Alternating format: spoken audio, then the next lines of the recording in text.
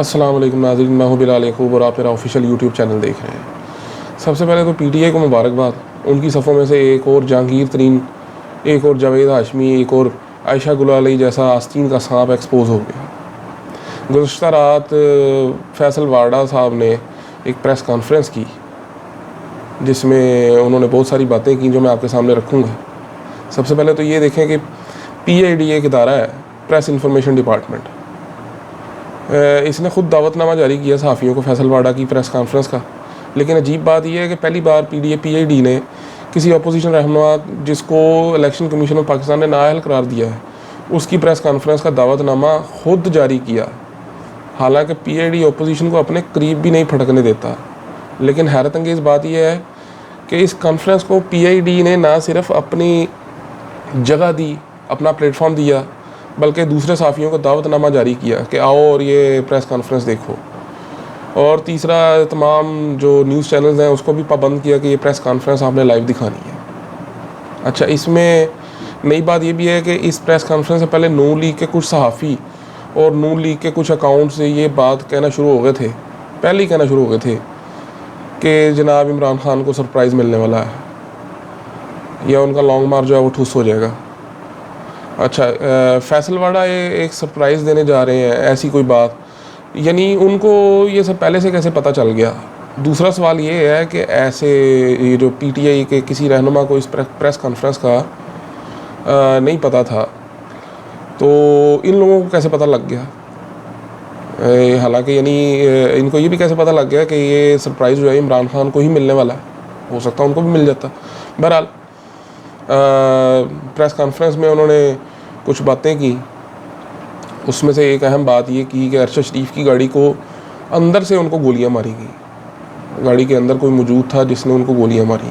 ये बड़ा खौफनाक क्लेम है जो वो कर रहे हैं। कभी ये अभी वहाँ की पुलिस ने या यहाँ के किसी इदारे ने ऐसी कोई बात नहीं की, तो ये किस बुनियाद पर ऐसा जो है वो क्लेम कर रहे हैं, इनको कहाँ से पता लग गया ये सब।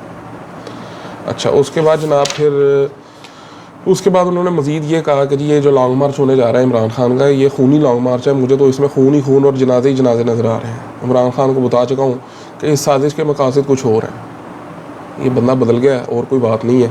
बस ये आस्तीन का सांप था, इसने अपना आपको एक्सपोज करना था, वो एक्सपोज हो गया।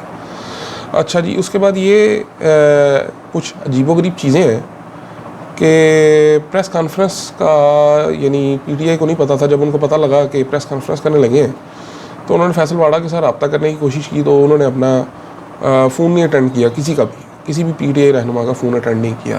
और कुछ सहाफ़ियों का भी कहना, उन्होंने भी रब्ता करने की कोशिश की, उनका भी फ़ोन अटेंड नहीं किया। एक नुक्ता अहम ये है कि ओपोजिशन के किसी बंदे की प्रेस कॉन्फ्रेंस में, इवन कि इमरान खान की प्रेस कॉन्फ्रेंस जो वो करते हैं या कोई रिकॉर्डेड प्रेस कॉन्फ्रेंस होती है, वो PTV नहीं चलाता। आज तक नहीं उसने चलाई जब से वो हुकूमत से बाहर रहे हैं। लेकिन वाडा की प्रेस कॉन्फ्रेंस PTI ने लाइव दिखाई। और एक नुक्ता, इसकी प्रेस कॉन्फ्रेंस जो ख़त्म हुई है, साथ ही नवाज शरीफ साहब ने अपना मौक़िफ़ जो है वो सामने देना शुरू कर दिया। उन्होंने अपनी बातें करनी शुरू कर दी है, जैसे वो अभी तैयार बैठे हुए थे कि बस ये अपनी प्रेस कॉन्फ्रेंस मुकम्मल करेगा तो मैं बाहर आके मीडिया से बात करूँगा। उन्होंने जो बातें की हैं वो मैं नहीं करना चाहता अपने वीलॉग में। फारग इंसान है, उसकी बातें मैं आपको क्या बताऊँ, वो छोड़ें, उसको दफ़ा करें। बहरहाल इमरान खान साहब को मैं एक बात कहना चाहूँगा कि जिस शख्स के लिए आपने अपने सारे असूल पामाल किए, जिसको अपने नाअहली से बचाने के लिए सेनेटर बनवा दिया, फिर भी वो सेनेटर से भी नाअहल हो गया। आप अपनी सियासत दाव पर लगाकर जिस शख्स को आज तक दिफा करते रहे, जिसका उसकी नाअहली का दिफा करते रहे कि ये जी गलत हुआ था, आज वही शख्स आपके बयानिए में छुरा घोंप रहा है, आपकी पीठ में छुरा घोंप रहा है। तो इस बात को देखें, आइंदा से एहतियात कीजिएगा। ये तो अच्छा हो गया कि एक्सपोज हो गया। बहरहाल ये कुछ चीज़ें, ये मामला आते हैं। लॉन्ग मार्च से पहले ये बड़ा कुछ निकल रहा है। आगे आगे नई नई अपडेट्स आती रहेंगी, नई नई आपको वीडियोस में मैं बताता रहूँगा। तो अभी देखें, कल अभी तकरीबन 24 घंटे पड़े हुए हैं लॉन्ग मार्च होने में, तो उस वक्त तक देखते हैं नया क्या कटा खुलता है। आज एक नई प्रेस कॉन्फ्रेंस DDG ISPR और DGISI ने भी मिलकर की है। उसकी मज़ीद अपडेट्स मैं आपको बाद में दे दूँगा। आज ये इस वीलॉग का इख्तिताम एक आखिरी बात के साथ करते हैं कि 27 अक्टूबर 1947 को भारत ने ज़बरदस्ती अपनी फ़ौजें मकबूजा कश्मीर में उतारी और जुल्म व जबर और रियासती दहशत गर्दी की एक ऐसी दास्तान लिखी जो आज तक जारी है। मिलते हैं अगली वीडियो के साथ, अपना ख्याल रखिएगा। अल्लाह हाफ़िज़।